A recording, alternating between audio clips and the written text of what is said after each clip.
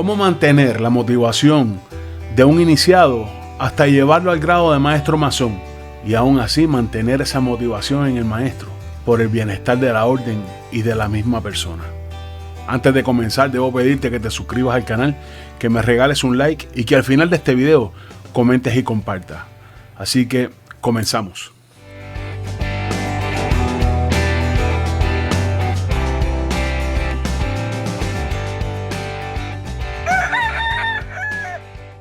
Como siempre les digo, esto es meramente una opinión personal que comparto y publico en este canal. Y para comenzar, yo diría que debemos enfocarnos en crear propósitos en la vida de esta persona que se inicia, ya sea en cualquier tipo de oriente, ¿verdad? En cualquier oriente, ya sea mixto, femenino o solamente masculino. Crear propósitos nuevos, añadirle propósitos a los propósitos con los que ya llegó esta persona a la masonería, independientemente de su propósito para ser masón, sea un propósito espiritual, un propósito intelectual, un propósito que no debería existir, pero un propósito de ser masón para obtener beneficios en su trabajo o socialmente. Crear propósitos y añadirlos a los propósitos que ya esa persona tenía al momento de iniciarse. Hay que mantener un ambiente motivador, un ambiente en el que la persona que se inicia quiera llegar a la logia, que se satisfagan. Aunque la masonería no es fuente de placeres, pero tiene que existir un placer, es una pasión, es algo bonito. Lo que no puede ser es desmedido, pero tiene que existir placer de llegar a una logia, porque esto es algo voluntario. Esto es algo que queremos hacer porque confiamos que a través de la instrucción, a través de la filosofía con la que trabaja la orden, podemos crecer. Porque sí, si no tuviera propósito, el propósito que tú quieras, pero debe tener algo que te motive a que permanezcas en la institución, a que permanezcas reuniéndote en tu logia para seguir creciendo. Estas motivaciones pudieras estar motivando a este aprendiz, a este compañero, hasta llevarlo al grado de maestro masón y hacer que el maestro masón permanezca trabajando a través de la instrucción, a través de actividades. ¿Qué tipo de instrucciones, qué tipo de actividades ya tendrían que evaluar? Cómo se desarrolla cada grupo. Porque, por ejemplo, yo soy una persona que me gusta estar bien activo en actividades sociales, haciendo cosas para ayudar a la gente. No decimos, como masones, no decimos qué hacemos, pero sí estamos activos y esa satisfacción es personal. No queremos el protagonismo. El protagonista es la masonería, la orden, la institución. Y muchas veces ni siquiera eso decimos. Llegamos a los lugares, hacemos un trabajo sin ningún tipo de identificación y estamos más que conformes con eso nosotros mismos. Eso para mí es motivador. Ayudar a la gente es motivador. Pero entonces hay gente que pudiera motivarse sirviendo a la sociedad, si es maestro de música, dando clases gratuitas a los niños. Otro que sea educador pudiera motivarse organizando un grupo para darle tutorías a los niños en las tardes.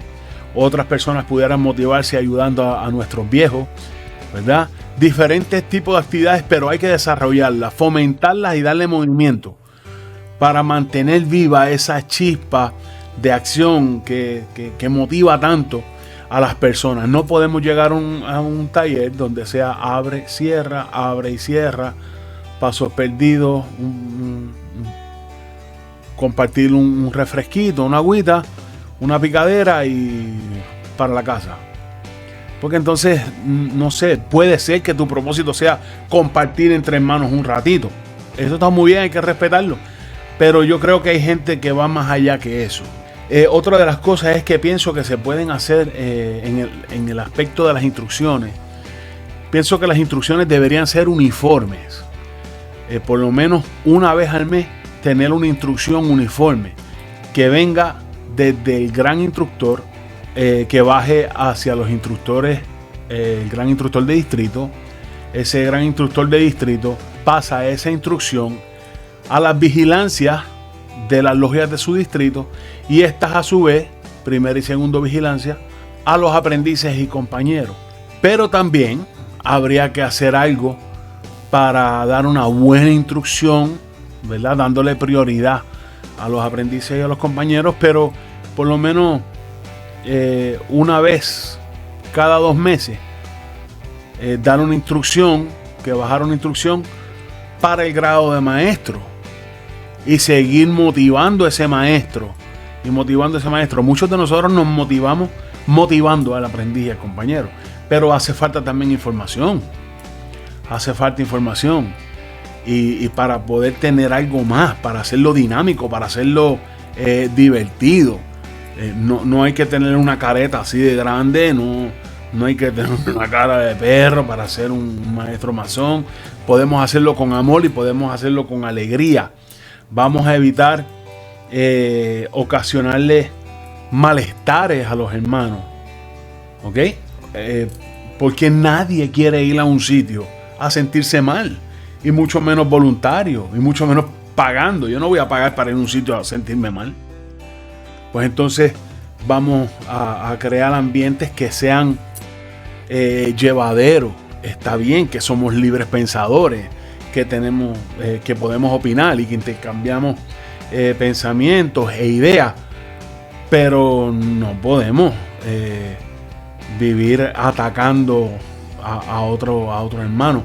No estoy diciendo que esto pase, pero si en algún lugar pasa, pues deberían reconsiderar cómo lo hacen, qué tratos se dan, porque a nadie le gusta ir a un sitio a sentirse mal. Definitivamente a nadie, y al que le guste debería ir a un psicólogo, porque no sé, hay gente que posiblemente le gusta ese careo constante, esa gallera. No, yo pienso que para eso está la plaza pública, donde podemos encender un habano y allí se alza la voz si se quiere alzar la voz, sin faltarse el respeto, y se puede llevar otro tipo de dinámica, pero en el taller tiene que haber solemnidad. No podemos formar la gallera, ¿ok?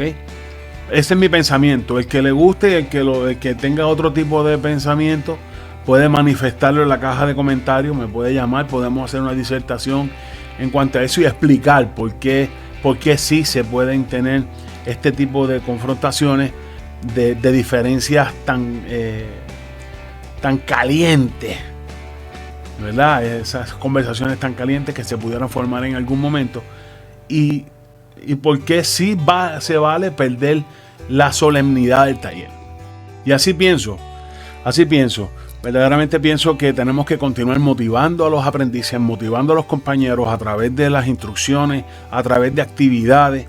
Vamos a fomentar actividades que la persona se sienta útil. Si bien es cierto que el aprendiz en la logia tiene sus limitaciones, así como el compañero, no podemos excluirlo porque no deja de ser una persona.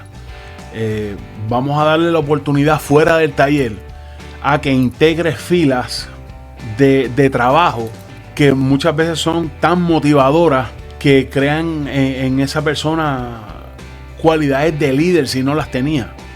Vamos a escuchar las ideas de ese aprendiz, vamos a escuchar las ideas de ese compañero, vamos a permitir que trabaje, que se integre socialmente, aparte del trabajo de la logia, que los que somos masones sabemos hasta dónde llega cada cual y tiene sus limitaciones, pero fuera de la logia vamos a darle la oportunidad, vamos a escuchar a ese hermano, qué idea tiene, qué tú crees, qué piensa, dale participación, déjalo sentirse útil, para que tú veas cómo del movimiento constante que estamos viendo de iniciaciones, vamos a ver que muchos de ellos perseveran y creamos una permanencia dentro de la orden.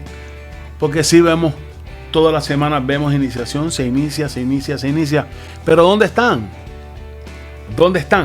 Seguimos siendo 2 o 3. Así que ese es mi pensamiento. El que lo comparta bien, al que no lo comparta bien también, le respetamos sus ideas y sus pensamientos. Y nada, suscríbete al canal, regálame un like si te gusta este tipo de disertación. Toca la campanita para que recibas una notificación cada vez que subo un nuevo video. Comenta y comparte. Ayúdame a llevar un poquito de luz a donde haga falta. Hasta la próxima.